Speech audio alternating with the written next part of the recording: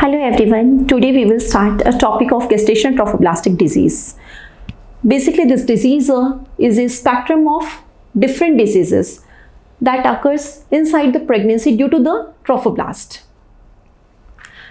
According to the FIGO 2021 cancer report, it has been divided into two parts, benign part.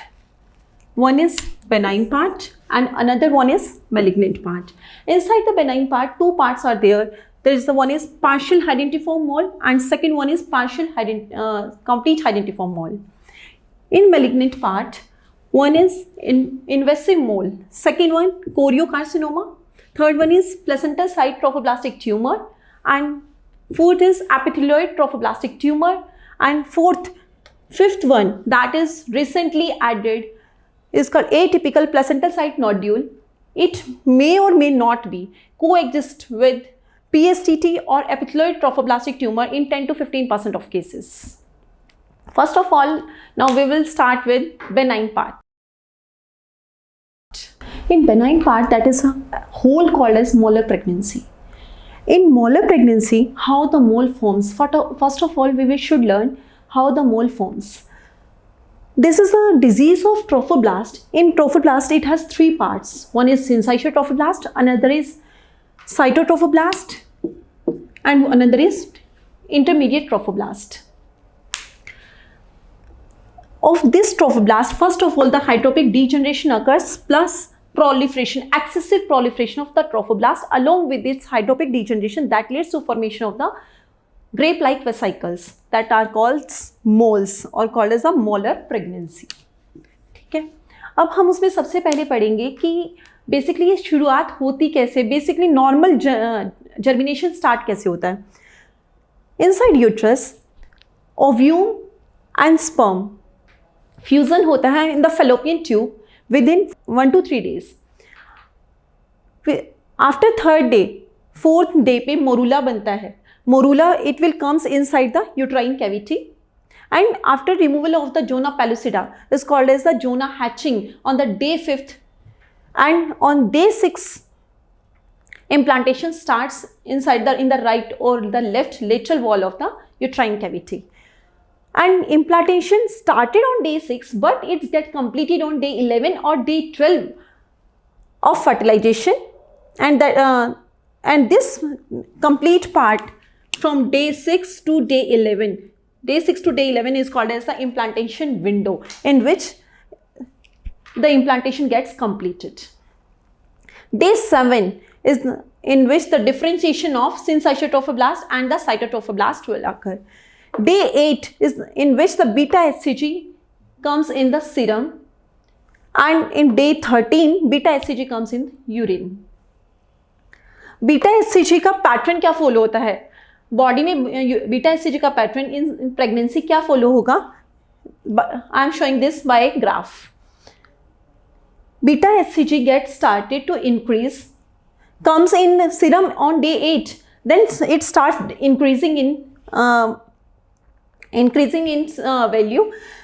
It's got doubled by 66% rise in beta HCG in 48 hours and gets its peak within 10 weeks.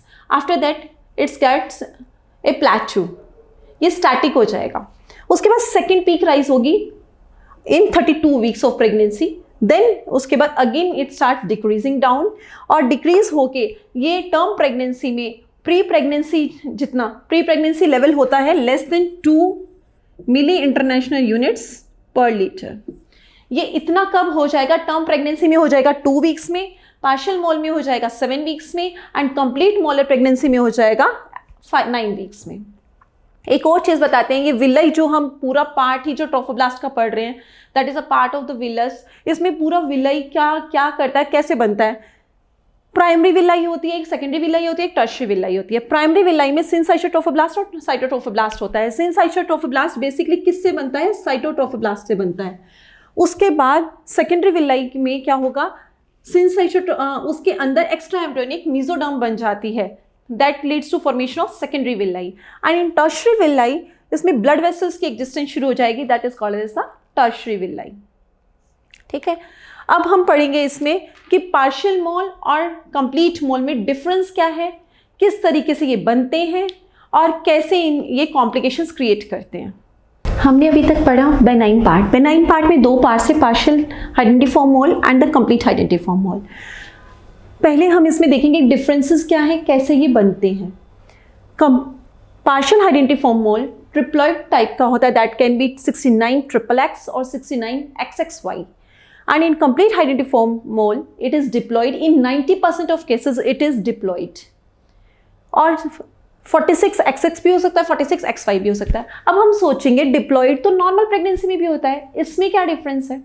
Difference ये है, इन complete hydatidiform mole में normal pregnancy में क्या होता है, one is ovum, one is sperm, they gets fuse to form 23X और Y, 23XX से 23X और 23Y,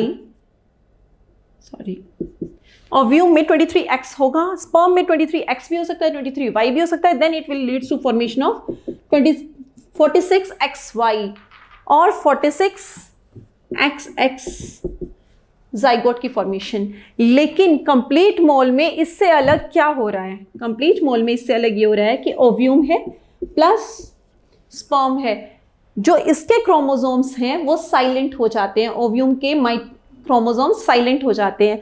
इसके क्रोमोसोम साइलेंट होने के बाद 23X या 23Y जो भी होंगे वो स्पर्म के यूज होंगे, लेकिन फिर उसके बाद जाइगोट बनेगा कैसे? By duplication of the spermatic chromosomes that are called as androduplication और एंड्रोजेनेसिस।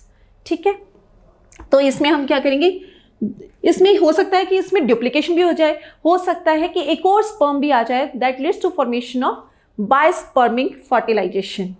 ठीक है, तो 23X या 23Y इसका डुप्लीकेशन होगा, देन लीड्स टू 46XX और 46XY, या फिर एक और स्पर्म आ जाएगा एंड ये 90% केसेस में तो यही बनता है 46XX या 46XY, लेकिन 10% केसेस में ये क्या बन जाएगा? बायस्पर्मिक टिश्यू आ जाएगा। ओव्यूम तो हो गया साइलेंट, प्लस बायस्पर्मिक जो पार्ट है वो क्या बनाएगा? बायस्पर्मिक पार्ट से 69XXY या फिर 69XXX। लेकिन सारे टिश्यू किसके हो रहे हैं यूज? 2 स्पर्म या 3 स्पर्म आके तब ये बना रहे हैं, या तो 3 स्पर्म आके ये बना रहे हैं, या फिर अगर 2 स्पर्म आके यहाँ ये बनाएंगे, या फिर वो खुद ही एंडोडुप्लीकेशन कर लेंगे, तब ये 46XX या 46XY बनेगा। ठीक है, तो ये डिफरेंस है नॉर्मल प्रेगनेंसी में और कंप्लीट आइडेंटिफॉर्म मोल में। But in case of partial mole में क्या होता है कि ओव्यूम का जो क्रोमोसोम है वो नॉर्मल रहेगा, जो पैटर्नल क्रोमोसोम है वो भी नॉर्मल रहेगा, लेकिन एक और स्पर्म आ जाएगा, वो 90% केसेस में बायस्पर्मिक होता है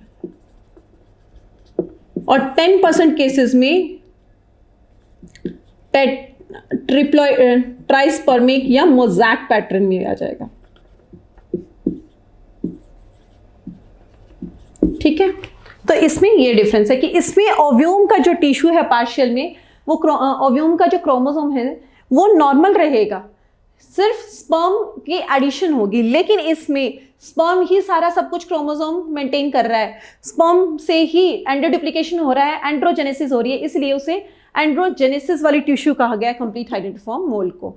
इसमें मैटरनल क्रोमोसोम साइलेंट हो जाते हैं, और मैटरनल क्रोमोसोम में एक प्रॉपर्टी होती है P57 कैरियोटाइप होता है, that will be absent in complete hydatidiform mole. क्यों? क्योंकि उसमें तो मैटरनल क्रोमोसोम को साइलेंट कर दिया है, जो कि पार्शियल मोल में है, इसलिए वहां पे P57 पॉजिटिव होता है और यहां पे P57 नेगेटिव हो जाता है। ठीक है, अब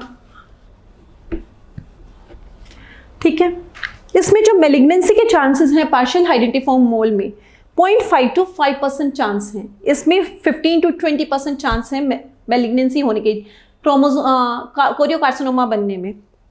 बीटा एचसीजी का लेवल इसमें लेस रहता है, लेस देन 10⁵ पर माइक्रोलीटर होता है, इसमें मोर देन 10⁵ पर माइक्रोलीटर हो जाता है, क्योंकि इसमें बीटा एचसीजी की वैल्यू बहुत ज़्यादा बढ़ जाती है। इसमें फीटल पार्ट्स पार्शियल मोल में होते हैं, फीटल पार्ट्स होंगे तो फीटल आरबीसी भी होगी साथ में, बेबी एक साइड में यूट्रस के अंदर यूट्रस के अंदर बेबी एक साइड में चिपका हुआ होगा, बाहर में साइड में ग्रेप लाइक वेसाइकल्स बने होंगे, लेकिन इसमें सिर्फ ग्रेप लाइक वेसाइकल्स होते हैं, इसलिए इसकी प्रोविजनल डायग्नोसिस में मॉलर प्रेगनेंसी हो जाती है और इसमें मिस्ड एबॉर्शन हो जाता है।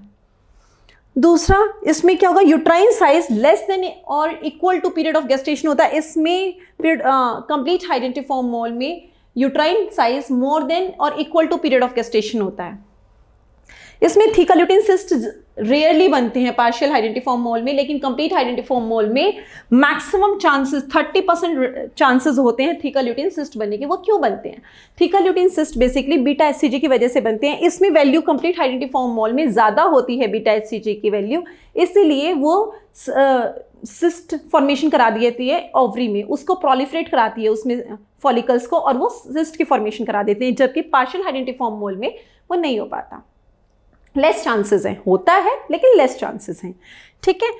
तो इसमें हम ये भी सोच रहे होंगे कि पार्शियल आइडेंटिफॉर्म मोल में फीटल पार्ट्स प्रेजेंट हैं, लेकिन कंप्लीट आइडेंटिफॉर्म मोल में फीटल पार्ट्स प्रेजेंट नहीं है। तो हमें अगर कोई पेशेंट RH नेगेटिव प्रेगनेंसी की आती है, RH नेगेटिव की प्रेगनेंसी की पेशेंट में एंटी-डी इसे लगाना चाहिए या नहीं लगाना चाहिए?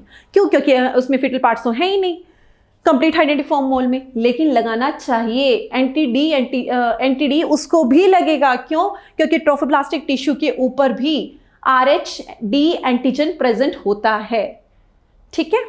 तो ये इसमें ये था, हमने इसकी जेनेसिस पढ़ ली, इसके डिफरेंसेस पढ़ लिए। अब हम इसकी एटियोलॉजी पढ़ेंगे कि कैसे ये क्या क्या इसके कारण हैं, क्या क्या इसके सिम्टम्स होंगे, क्या क्या इसके कॉम्प्लिकेशंस होंगी। अब हम पढ़ेंगे गेस्टेशनल ट्रोफोब्लास्टिक जो डिजीज़ है उसकी एटियोलॉजी क्या है, कारण क्या है इसके, किस वजह से ये होता है। बेनाइन पार्ट की एटियोलॉजी क्या है, मेलिग्नेंट पार्ट की एटियोलॉजी क्या है, ठीक है।